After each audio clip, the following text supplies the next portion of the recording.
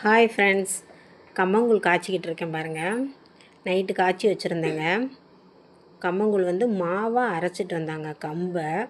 அதை நைட்டே ரெடி பண்ணி வச்சு காலையில் பசங்களுக்கு காலையில் டிஃபனுக்கே இதாங்க செஞ்சோம். ஆளுக்கு ஒவ்வொரு டம்ளர் வேணுமான்னு கேட்டேன், வேணான்ட்டாங்க. மாம்பழம் வெட்டி தரேன் அப்படிங்கவும் பெரிய பாப்பா ஓகேன்ட்டாங்க. பிள்ளைங்கள்லாம் சாப்பிட்றேன்ட்டாங்க. சரின்னா ஆளுக்கு ஒரு கிளாஸு ரெடி பண்ணி தயிர்லாம் ஊற்றலைங்க, தயிர் மோர்லாம் ஊற்றலை. அப்படியே வெறும் தண்ணி மட்டும் போட்டு உப்பு போட்டு கரைச்சி ஆளு கொஞ்சமாக குடிச்சிட்டு இப்போ பாப்பா அபாகஸ் கிளாஸ் கிளம்பிக்கிட்டு இருக்காங்க. அதனால் நாங்கள் இதை மட்டும் சாப்பிட்டு காலை டிஃபன் முடிச்சிட்டோம்.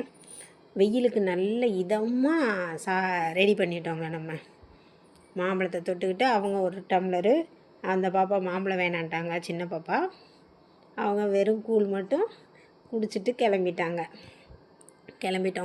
மணி 11 மணி ஆகுது. அபாகஸ் கிளாஸ் போயிட்டு 1 மணிக்கு தான் வருவாங்க. சின்ன பாப்பாவுக்கு இல்லை, அவள் நேற்று மட்டும் போனால், இவளுக்கு தான் 2 நாளைக்கும்.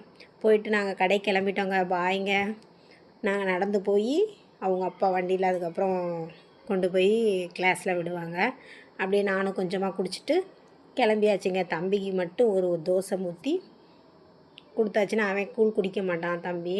அதனால் நாங்கள் இதை மட்டும் குடிச்சிட்டு கிளம்பிட்டோங்க. பாய்ங்க. பிடிச்சிருந்தா லைக் பண்ணுங்கள், கமெண்ட் பண்ணுங்கள், சப்ஸ்கிரைப் பண்ணுங்கள்.